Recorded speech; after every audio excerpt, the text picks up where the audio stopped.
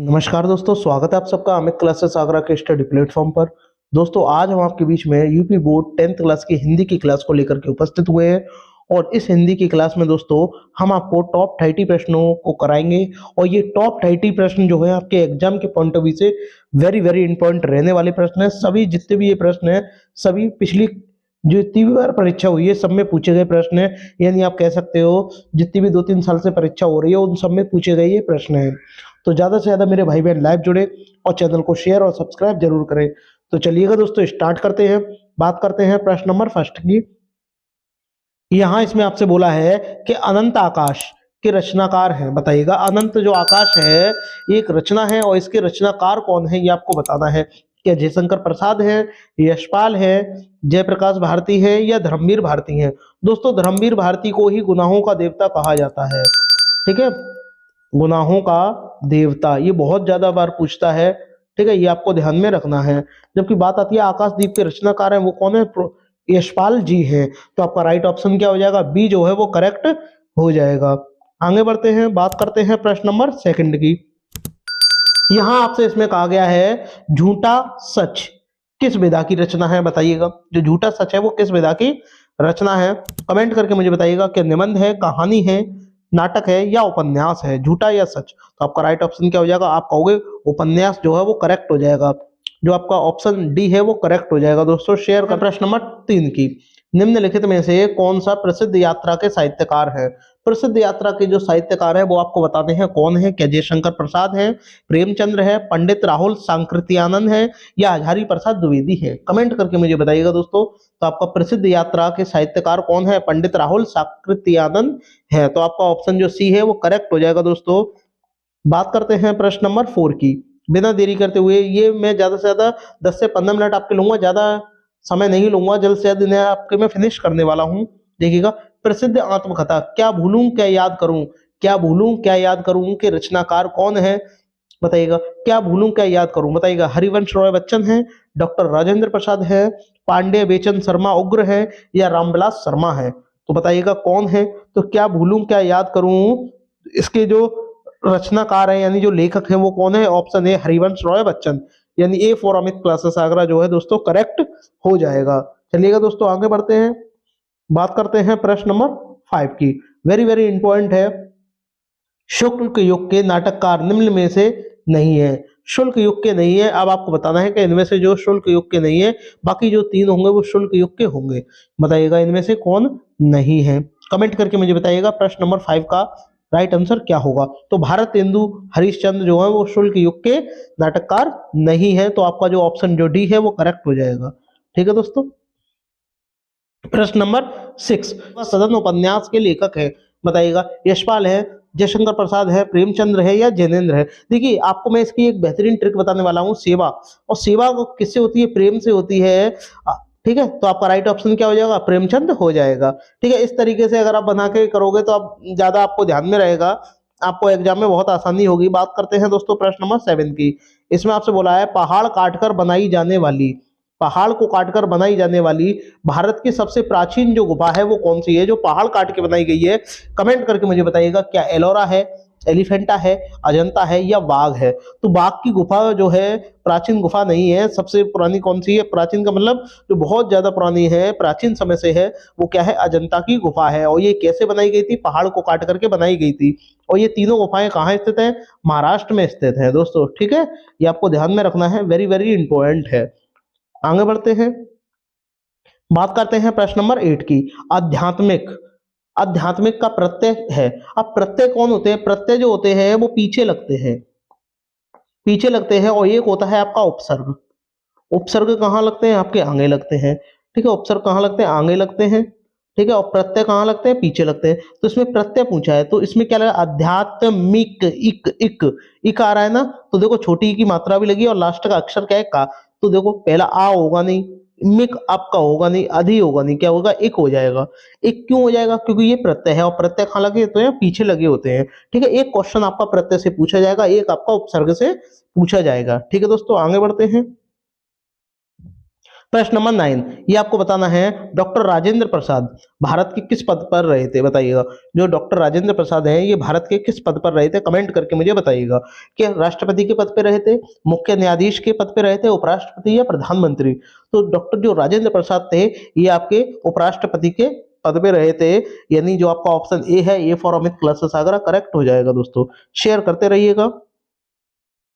प्रश्न नंबर 10, इसमें कहा गया गांधी जी की देन किसकी रचना है, बताइएगा। एक रचना थी गांधी जी की देन, क्योंकि गांधी जी ने नहीं दी थी, पहली बात तो ये किसकी रचना है ये आपको बताना है। हजारी प्रसाद द्विवेदी की है, धर्मवीर भारती की है, श्री राम शर्मा की है, या डॉक्टर राजेंद्र प्रसाद की है। कमेंट करके मुझे बताइएगा किसकी है दोस्तों। गांधी जी की देन जो है ये डॉक्टर राजेंद्र प्रसाद की रचना है, ये आपको ध्यान में रखना है। ऑप्शन जो आपका डी है वो करेक्ट हो जाएगा। बात करते हैं दोस्तों प्रश्न नंबर 11 की। जीरादेई गांव किसका संबंध है, बताइएगा। जो जीरा देई एक गांव है, इस गांव का संबंध इनमें से किसका है, बताइएगा। प्रेमचंद का है, डॉक्टर राजेंद्र प्रसाद का है, जयप्रकाश भारती का है, या जयशंकर प्रसाद का है, बताइएगा। तो इसको आप ट्रिक करके अगर बना के रखोगे तो आपको बहुत ज्यादा आसानी रहेगी। देखो, राजेंद्र नाम का एक व्यक्ति था जो कि जीरा बेचता था। कहाँ बेचता था? जीरादेई गांव में। तो अब आप कभी नहीं भूलोगे भाई, जीरा कौन बेचता था? राजेंद्र प्रसाद नाम का एक व्यक्ति था जो कि जीरा बेचता था। तो जीरा देवी गांव का संबंध किससे है? डॉक्टर राजेंद्र प्रसाद से हो जाएगा। ऑप्शन जो आपका बी है वो आपका करेक्ट हो जाएगा। ठीक है दोस्तों, शेयर करते रहिएगा। बात करते हैं प्रश्न नंबर 12 की। इसमें आपसे कहा गया है यदि पृथ्वी पर स्वर्ग है, यदि पृथ्वी पर स्वर्ग है, स्वर्ग कहीं है तो कहाँ है? यही है, यही है और यही है। ये जो आपने ये लाइन दी गई है, उक्ति दी गई है, ये किसकी उक्ति है ये आपको बताना है। और ये किसने कहा था? उक्ति किसकी है, किसने कहा था, ऐसे भी आपसे पूछ सकता है। तो बताइए किसकी है? महात्मा गांधी की है, शाहजहां की है, शेरशाह सूरी की है, या जवाहरलाल नेहरू की है। तो मैं आपको बता दूं, पृथ्वी पर अगर कहीं स्वर्ग है तो वो यही है, यही है। ये स्वर्ग किसने कहा था? ये आपका शाहजहां ने कहा था। तो आपका जो ऑप्शन सी है वो करेक्ट हो जाएगा। Very very important. बात करते हैं प्रश्न नंबर 13, अहिंसा का दूसरा नाम। अब अहिंसा जिससे करते हैं उससे क्या हो जाते हैं? दूर हो जाते हैं। और दूर होना ही क्या है दोस्तों? त्याग है। ठीक है, तो आपका ऑप्शन जो ए है, A for Amit classes Agra, correct हो जाएगा। स्वार्थ, स्वार्थ नहीं होगा, ना विरोधाभास होगा, वहां विरोध नहीं होगा, वहां क्या होगा? ना ही संस्कृति होगी। अहिंसा का दूसरा नाम या दूसरा रूप क्या है? त्याग है। ठीक है दोस्तों, तो आपका ऑप्शन जो आपका ए है वो करेक्ट हो जाएगा। बात करते हैं प्रश्न नंबर 14 की। कोस कोस पर बदले पानी, कोस कोस पर बदले पानी, चार कोस पर बनी कहावत है, ये किस पाठ में प्रयुक्त हुई है, बताइएगा। किस में प्रयुक्त हुई है? क्या मित्रता में हुई है, अजंता में हुई है, भारत की संस्कृति में हुई है, या ममता में हुई है? बताइएगा, कमेंट करके मुझे बताइएगा कि आपका राइट ऑप्शन क्या होगा। तो ये क्या है? भारतीय संस्कृति का क्या है? ये कहावत है। तो आपका ऑप्शन जो सी है वो करेक्ट हो जाएगा। ठीक है दोस्तों, आगे बढ़ते हैं। बात करते हैं प्रश्न नंबर 15, मेरी आत्मकथा। अब मेरी आत्मकथा के लेखक कौन है ये आपको बताना है। मेरी आत्मकथा के लेखक कौन है ये आपको कमेंट करके मुझे बताना है। अब आत्मकथा किसकी थी? जिसने जीरा बेचा था। और जीरा किसने बेचा था? राजेंद्र प्रसाद ने बेचा था। तो आपका ऑप्शन जो आपका डी है। ऐसे आप ये रियलिटी में नहीं बेचा था, मैं आपको बताऊं, ये मेरी ट्रिक थी जो मैंने अभी अभी आपको बताया था। इनका संबंध जीरादेई गांव से था। तो आप इस तरीके से मैंने आपको बताया था कि आप ध्यान रखना कि जो जीरादेई है, जो जीरा किसने बेचा था? राजेंद्र प्रसाद ने बेचा था। किसके लिए? मेरी अपनी आत्मकथा के लिए बेचा था। ठीक है, तो आपका ऑप्शन जो आपका डी है वो करेक्ट हो जाएगा। ठीक है दोस्तों, चलिए आगे बढ़ते हैं। बात करते हैं प्रश्न नंबर 16 की। डॉक्टर राजेंद्र प्रसाद को भारत के सर्वोच्च सम्मान से अलंकृत किया गया था, बताइएगा। किससे किया गया था? भारत का सर्वोच्च सम्मान कौन सा होता है? ज्ञानपीठ नहीं होता, ना ही पद्म विभूषण होता है, ना ही पद्म भूषण होता है। वो कौन सा होता है? भारत रत्न होता है दोस्तों। तो आपका ऑप्शन जो ए है, A for Amit classes Agra, correct हो जाएगा। ठीक है दोस्तों, शेयर करते रहिएगा। बात करते हैं दोस्तों प्रश्न नंबर 17 की। शीतकाल, शीतकाल में समास है। देखिए, काल का मतलब क्या है? देखिए यहाँ आप इसको लिख सकते हो शीत, शीत प्लस काल, शीत प्लस काल। और जब आप शीत प्लस काल जब लिख दोगे तो काल का मतलब क्या होता है? समय होता है। ठीक है, और समय तो समय है, वो तो आता जाता रहता है। लेकिन इसमें क्या है? प्रथम पद प्रधान है। शीत का मतलब क्या हो गया? ठंडा। ठीक है, और ग्रीष्म का मतलब क्या होता है, गर्म। तो शीत इसमें क्या है, ये वाला पद प्रधान है, जिसमें प्रथम पद प्रधान होता है वो कौन सा होता है, तत्पुरुष समास होता है। A for Amit classes Agra correct हो जाएगा। शीतकालीन, शीतकालीन या शीतकाल में कौन सा समास है, आपका तत्पुरुष समास हो जाएगा। बात करते हैं प्रश्न नंबर 18 की। प्रश्न नंबर 18 का बताइएगा, ममता पाठ में, ममता का एक पाठ है, उसमें चूड़ामणि कौन था, बताइएगा। ममता का भाई था, ममता का पिता था, एक राजा था या एक सैनिक था। तो जो चूड़ामणि थे ये ममता के पिता थे, तो आपका राइट ऑप्शन क्या हो जाएगा, बी हो जाएगा। ठीक है, ये आपको ध्यान में रखना है, वेरी वेरी इंपॉर्टेंट है। बात करते हैं दोस्तों प्रश्न नंबर 19 की। जयशंकर प्रसाद का जन्म कहाँ हुआ था, बताइएगा कमेंट करके। देखिए जयशंकर प्रसाद, शंकर यानी भोले बाबा, इस तरीके से भी आप ध्यान रख सकते हो। और भोले बाबा को विश्वनाथ भी कहते हैं, और विश्वनाथ की नगरी कहाँ है, काशी में है। तो आपका ऑप्शन जो आपका ए है वो करेक्ट हो जाएगा। ठीक है, बाबा विश्वनाथ की नगरी, और विश्वनाथ कौन थे, आपके भोले शंकर थे, और वो ही क्या है, जयशंकर प्रसाद। तो आपको ऐसे ध्यान में रखना है, A for Amit classes Agra correct हो जाएगा दोस्तों। अयोध्या होगा नहीं, लखनऊ भी नहीं होगा, और ना ही मथुरा होगा। ठीक है दोस्तों, चलिएगा आगे बढ़ते हैं। बात करते हैं प्रश्न नंबर 20 की। डॉक्टर नगेंद्र के अनुसार जयशंकर प्रसाद का जन्म कब हुआ था, बताइएगा। जयशंकर प्रसाद का जो जन्म है वो कब हुआ था, कमेंट करके मुझे बताना है, बताइएगा। 1860 में हुआ था, 1890 में हुआ था, 1872 में हुआ था, या 1880 में हुआ था, बताइएगा। तो आपका राइट ऑप्शन क्या हो जाएगा, 1872, यानी जो आपका सी ऑप्शन है वो करेक्ट हो जाएगा दोस्तों। वेरी वेरी इंपॉर्टेंट है। और कहाँ हुआ था ये भी आपको ध्यान में रखना है, काशी में हुआ था। ठीक है, और काशी कहाँ है, बाबा विश्वनाथ की नगरी यानी वाराणसी। ठीक है, तो आपका ऑप्शन जो सी है वो करेक्ट हो जाएगा। बात करते हैं दोस्तों प्रश्न नंबर 21। प्रश्न नंबर 21, रोहतास दुर्ग पर आक्रमण करने वाला छली मुगल कौन था, ये आपको बताना है, बताइए को कौन था। अकबर था, शेरशाह था, या हुमायूं था, या दारा शिकोह था। तो मैं आपको बता दूं, छली के नाम से कौन है, ये आपका शेरशाह था। ये आपको ध्यान में रखना है, वेरी वेरी इंपॉर्टेंट है। ठीक है दोस्तों, बात करते हैं प्रश्न नंबर 22। प्रश्न नंबर 22 में बोला है, मृत्यु के समय ममता की आयु थी, बताइएगा। मृत्यु के समय ममता की आयु कितनी थी, 60 वर्ष थी, 65 वर्ष थी, 70 वर्ष थी, या 80 वर्ष थी।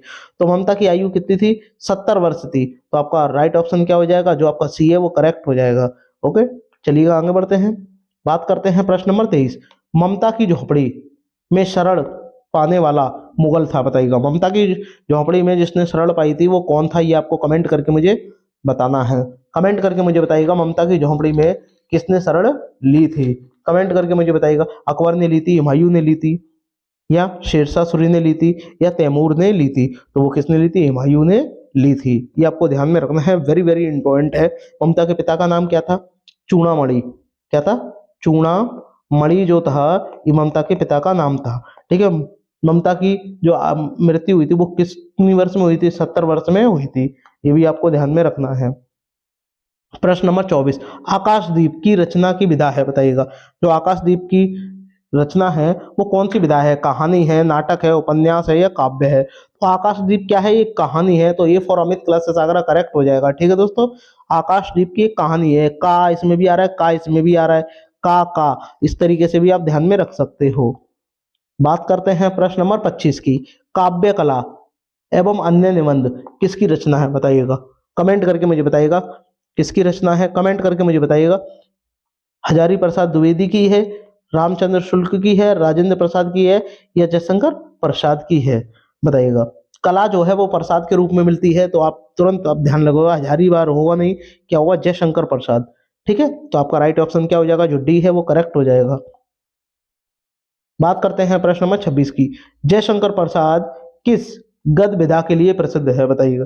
जयशंकर प्रसाद किस गद विधा के लिए प्रसिद्ध है, यानी कहानी के लिए प्रसिद्ध है, नाटक के लिए प्रसिद्ध है, उपन्यास के लिए प्रसिद्ध है, या इन सभी। देखिए जयशंकर प्रसाद जो थे वो बहुत ज्यादा महान जो थे लेखक थे। ठीक है, तो वो कौन थे, नाटक के लिए भी प्रसिद्ध थे, कहानी के लिए भी थे, और उपन्यासकार के लिए बहुत ही ज्यादा फेमस थे दोस्तों। इनका जन्म काशी में हुआ था, 1870 में हुआ था, ये भी आपको ध्यान में, 72 में हुआ था। ठीक है, ये भी आपको ध्यान में रखना है। और ये इन सभी के लिए प्रसिद्ध थे, नाटक, कहानी, उपन्यास और सभी के लिए बहुत ज्यादा फेमस थे। ठीक है दोस्तों, और इनका जन्म कहाँ हुआ था, काशी में हुआ था। ये बहुत ज्यादा ध्यान में रखना है, वेरी वेरी इंपॉर्टेंट प्रश्न है। बात करते हैं प्रश्न नंबर 27 की। प्रश्न नंबर 27 में बोला है, मित्रता पाठ के लेखक हैं, बताइएगा। जयप्रकाश भारती हैं, जयशंकर प्रसाद हैं, डॉक्टर राजेंद्र प्रसाद हैं, आचार्य रामचंद्र शुक्ल हैं, बताइएगा कौन है। देखिए बताइएगा, मित्र, बताइएगा। राम जैसा कोई भाई नहीं होता, ठीक है। इस तरीके से आप ध्यान, अब भाई कौन होता है, मित्र ही होता है, तो आपका राइट ऑप्शन क्या हो जाएगा, रामचंद्र आ रहा है तो आचार्य रामचंद्र शुक्ल। ये एक ट्रिक थी, इस ट्रिक से आप आसानी से ध्यान रख सकते हो, ठीक है। मित्र के लेखक कौन है, मित्र पाठ के आचार्य रामचंद्र शुक्ल है। बात करते हैं प्रश्न नंबर 28 की। बस्ती जिले में अगोना गांव से किस लेखक का संबंध है, बताइएगा। अगोना गांव से किस लेखक का संबंध है जो कि बस्ती जिले में आता है, प्रेमचंद का है, आचार्य रामचंद्र शुक्ल का है, बताइएगा, या काका कालेश्वर का है, कालेलकर का है, या हजारी प्रसाद द्विवेदी का है, बताइएगा। बस्ती में अगोना गांव, बताइएगा। तो आपका इस ध्यान में रखिएगा, अगोना गांव आ रहा है तो आचार्य रामचंद्र शुक्ल, ऑप्शन जो आपका बी है वो करेक्ट हो जाएगा, ठीक है दोस्तों। आचार्य रामचंद्र जो शुक्ल है ये बहुत ज्यादा इंपॉर्टेंट है, ठीक है, ये आपको ध्यान में रखना है। बात करते हैं प्रश्न नंबर 29 की। आचार्य रामचंद्र शुक्ल जो शुक्ल है वो मिर्जापुर के किस स्कूल में थे, बताइएगा। बताओ, ये एक अध्यापक थे, ठीक है, ये लेकिन एक मिर्जापुर के स्कूल में थे, बट किसके अध्यापक थे ये आपको बताना है। क्या हिंदी के अध्यापक थे, संगीत के थे, गणित के थे, या चित्रकला के थे। तो आपका राइट ऑप्शन क्या हो जाएगा, ये जो थे वो चित्रकला के अध्यापक थे, ठीक है, ये आपको ध्यान में रखना है, वेरी वेरी इंपॉर्टेंट है। बात करते हैं दोस्तों प्रश्न नंबर 29 की 30 की। यहाँ आपसे पूछा है मित्र, मित्रता के लेखक कौन है, आचार्य रामचंद्र शुक्ल। ये क्या थे, ये एक चित्रकला के अध्यापक थे, कहाँ थे, मिर्जापुर में थे, ये भी आपको ध्यान में रखना है। और अगोना गांव से संबंध इन्हीं का था जो कि बस्ती जिले में है, ठीक है। मित्रता की धुन कब सवार रहती है, बताइएगा। मित्रता यानी सबसे ज्यादा मित्र हम कब बनाते हैं, बचपन में बनाते हैं, छात्रावास में बनाते हैं, यानी जब हम बड़े हो जाते हैं, हाई स्कूल इंटर में हो जाते हैं तब बनाते हैं, खेल के मैदान में, या विपत्ति पर। विपत्ति पे कोई मित्र नहीं आता, खेल के मैदान में भी कोई मित्र नहीं होता, बचपन में कोई मित्र नहीं होता, किसमें होता है, छात्रावास में बहुत ज्यादा धुन सवार रहती है। क्यों, क्योंकि ये जो एज होती है 12 से 18 के बीच की होती है, ठीक है दोस्तों, ये आपको ध्यान में रखना है, वेरी वेरी इंपॉर्टेंट है। ऑप्शन जो आपका बी है वो करेक्ट हो जाएगा, ठीक है दोस्तों। आगे बढ़ते हैं। आई होप दोस्तों आपको ये मेरी वीडियो पसंद आई होगी, अगर पसंद आई हो तो दोस्तों थैंक्स फॉर वॉचिंग। दोस्तों अगर आप इसकी पीडीएफ डाउनलोड करना चाहते हो तो आप अमित क्लासेस आगरा के टेलीग्राम चैनल को डाउनलोड करके वहां से इसकी जो पीडीएफ है वो निःशुल्क प्राप्त कर सकते हो, ठीक है दोस्तों। और आप हमारे व्हाट्सएप ग्रुप से जुड़ने के लिए इस चैनल पर यानी इस व्हाट्सएप नंबर पर हाई लिख करके भेजें तो आपको व्हाट्सएप ग्रुप में जोड़ दिया जाएगा। तो आज के लिए इतना ही दोस्तों, मिलते हैं नेक्स्ट वीडियो में, तब तक के लिए धन्यवाद।